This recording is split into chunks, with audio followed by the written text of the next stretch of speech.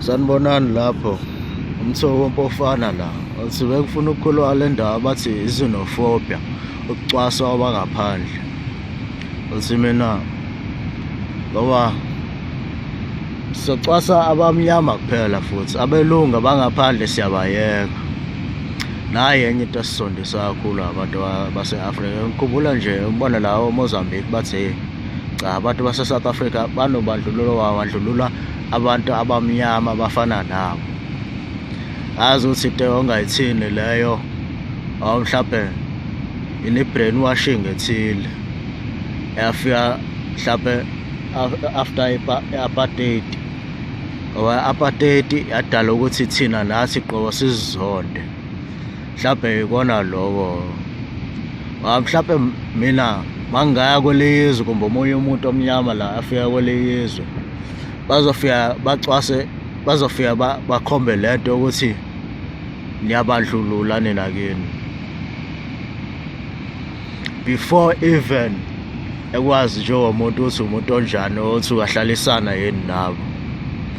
Lapho ufike uhlale khona, afike bakujwayele uzoba umuntu wakhona, uzwane khona. Kodwa masothi wase-South Africa uthi inina lelo nishaya abafowethu.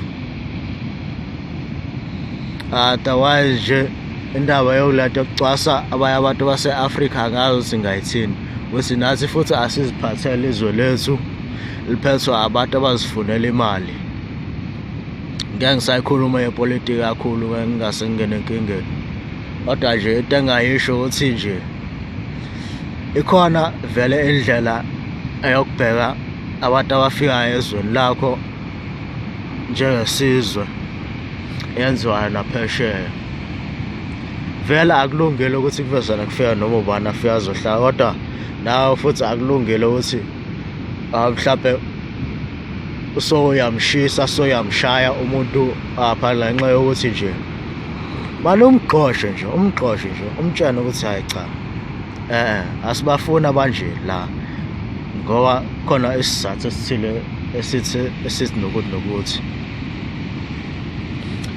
manje lo muntu uzomgqosha ufike yotshena abakubo ethi banje, bese bayanisongela-ke. Lapho akusekuhle, sekubi, sengadala nempi.